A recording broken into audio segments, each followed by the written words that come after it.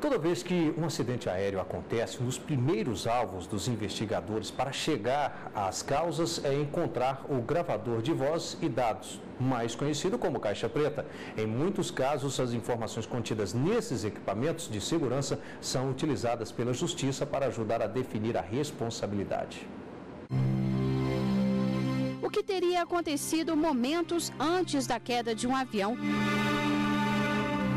O que o piloto disse na cabine de comando?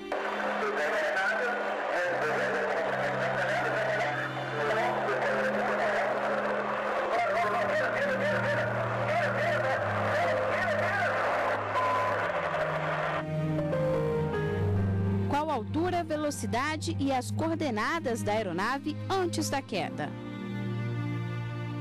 As respostas podem estar em um único equipamento, o gravador de voz e dados, mais conhecido como caixa preta.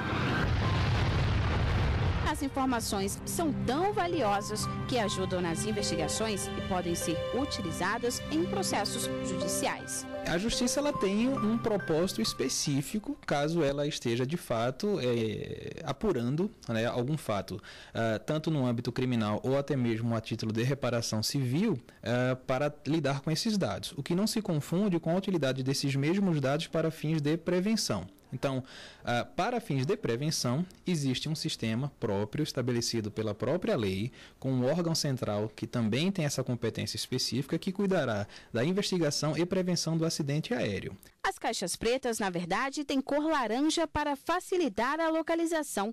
São instaladas na cauda do avião, que costuma ser a última parte a sofrer o impacto da queda. É fabricada com ácido inoxidável e titânio, pesa cerca de 4,5 kg e suporta um impacto de mais de 3.000 vezes esse peso. Se o avião cair na água, o gravador tem resistência de 24 horas em uma profundidade de até 6.000 metros. Em caso de explosão, aguenta até 1.100 graus durante 1 hora. O equipamento registra diversos parâmetros, como altitude, velocidade do ar, posição dos controles, dos pedais do leme e o consumo de combustível. Os dados são analisados cuidadosamente. No Brasil, o Centro de Investigação e Prevenção de Acidentes Aeronáuticos, CENIPA, tem um laboratório especializado para analisar as caixas pretas. O LabData funciona desde 2006 e começou a operar com todos os equipamentos a partir de 2008. Por ano, uma média de 40 caixas são analisadas aqui no laboratório. Quem vai explicar tudo para a gente é o chefe do laboratório, o Major Regis. Major, quando uma caixa preta, após um acidente, ela chega até aqui ao laboratório, como é que vocês fazem a análise? Uma vez que foi designado o investigador encarregado para ir até o local do acidente, nós chamamos de site, né, o sítio do acidente, este investigador, dentre as suas atividades, dentre as suas atribuições, uma delas é justamente encontrar o gravador e trazer até o CENIPA, até as dependências do laboratório, para que nós possamos, então, proceder toda a nossa atividade técnica e, com isso, dar a principal resposta à sociedade, que é identificar os fatores contribuintes em relação àquele acidente ou incidente aeronáutico. Se o investigador conseguiu obter esse gravador submerso em água do mar ou até em águas fluviais, que traga esse gravador ainda submerso para evitar que seja acelerada a corrosão. Esse gravador ele não pode entrar numa sala dessa e, se tiver contaminado, por exemplo, bacteriologicamente, nós não podemos correr o risco de trazer um gravador que tenha material composto, né, que é muito fino, assim, é muito pequeno, então é um material cancerígeno. Todo esse tratamento e todo esse cuidado, ele é necessário. Então, se a gente observar que todas essas fases são demoradas, é por isso que muitas vezes o investigador demora bastante tempo para concluir a sua investigação. O laboratório também consegue recuperar gravadores que sofreram algum tipo de dano. Após unir dados e voz, os investigadores fazem uma espécie de simulação do acidente. O propósito do CENIPA é investigar os fatos com foco na prevenção. Desde o ano passado, com a Lei 12.970, o acesso ao conteúdo das caixas pretas ficou mais sigiloso.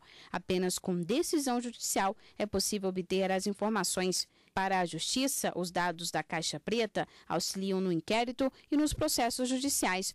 mas lembra que o sigilo deve ser preservado. Não há dúvida de que uma caixa preta ela pode sim fazer com que a justiça, se for o caso, conclua desde um acidente por um caso fortuito, um motivo de força maior que independeu completamente da atuação humana, como pode sim, em razão desses dados de uma mesma caixa preta, chegar à conclusão de que ali sim houve uma negligência, uma imprudência, né? Enfim, uma culpa no sentido amplo ou até mesmo dolo no sentido mais estrito da palavra, né?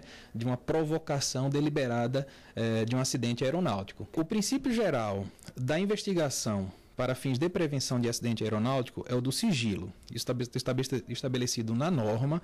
Isso, inclusive, tem amparo em normas internacionais, de acordo com a política da Organização Internacional de Aviação Civil. E isso é o que a lei brasileira atualmente propõe e fixa como princípio geral. Entretanto, determinadas informações, determinados dados poderão ser requisitados pela própria autoridade judicial, que no curso de um processo judicial, seja criminal ou mesmo civil, ele entenda que há necessidade, a utilidade daquele dado e faz o requerimento ao órgão cujo sistema está está proporcionando a investigação do acidente aeronáutico. O CENIPA também reforça o sigilo e a preservação desses dados. Muitas vezes a gente já tem informação, mas a gente checa, recheca, para que todos os integrantes técnicos do laboratório cheguem às mesmas conclusões. Enquanto isso não acontece, todo o trabalho é feito e refeito, justamente para que a gente possa dar uma resposta à sociedade, nosso principal cliente, de forma assertiva,